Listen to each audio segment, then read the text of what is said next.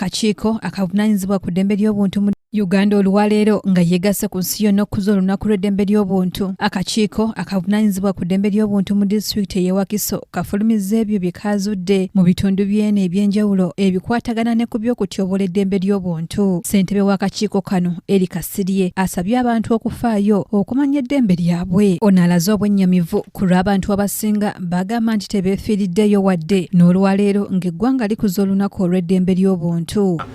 Tusomesa abantu eddembe lyabwe era nga tubawa n'obuyambi mu by'amateeka kubanga tukimanyi bulungi nti abantu abasinga tebamanyi mateeka ate tebasobodde kufuna buyambi kufuna balooya babawolereza ku misango. Namyalo Irene okuva mu kitongole ekya Redeem International ategeezezza nti ab'enganda z'abagenzi be basinga okutyoboola eddembe ly'abannamwandu kuno nga kw'otadde n'abasika. Bannamwandu abasinga obuzibu bwe basinze okufuna okubeera nti babeera mu bufumbo naye nga tebugwa mu mateeka. Omuganda bw'atera okuyita bukawundo kakubye eddirisa. Kakati namwandu oyo bawaafa abatalina gy'addukira naddala amateeka tegasobola mukuuma kubanga bamulabanga mukwano gw'omugenzi. Ekyokulabirako singa obadde togendanga mu kkanisa bw'obanga eka tebakukimayo ne bawaayo omutwalo oba toli mu bufumbo bwa ddiisi oba nga toli mu bufumbo bw'abahindu kizuuliddwa nti obeera mukwano muteeka. Kati omuntu ng'oyo bba bw'aba amaze okufa ne bw'aba agenda kunoonya ssente za NSSF bamubuuza ozikimangaani, ne bw'aba agenda mu Ages Office ekuuma ebintu by'abafu baba bamubuuza obikimangaani. Era ne weesanga kati mu mbeera eyo bamulamu batera okwenyigawo ate bamulamu abasinga tebalwanirira nti namwandu oba abaana abalekeddwawo baba bekusa. Shafik Kajimu nga yakulira eby'emirimu mu kitongole Kifiani Uganda alaze obwennyamivu olw'abavubi mu bitundu by'eggwanga eby'enjawulo abakyanyigirizibwa amagye ku nnyanja kw'ossa n'okubinikibwa emisolo egy'amaanyi naye nga mpawo avaayo kubataasa. Bulungi nti emabegako pulezidenti yalagira amagye gajje galwanise envuba embi.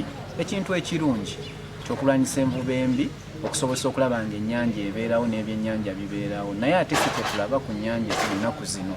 Bwe tugenda mu bitundu by'ennyanja eby'enjawulo ng'eyo gye tulambudde okugeza Bugiri, Bussi, olumenya bitundu bya mu Wakiso, ojja kwesanga nga ate amagye agaagenda olwanyisa envuba embi geetabye mu kuvuba.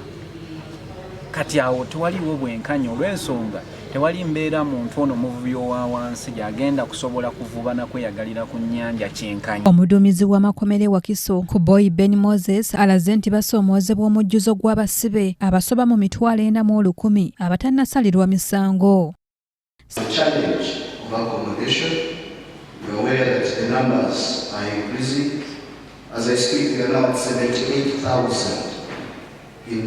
Uganda Prison Service. That number is high, and our current congestion rate is at 4.3. It means where one person is supposed to sleep, 4 people are sleeping there.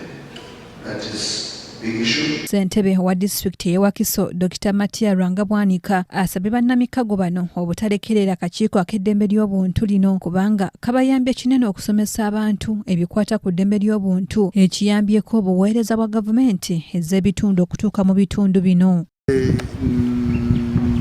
N'ebizibu bya mirundi ng'ebiri ku ebyo bye ndabye ate kati binnyambyeko okubitegeera ennyo nga nnoonya akalulu ng'abantu ndaba bakyuse nnyo.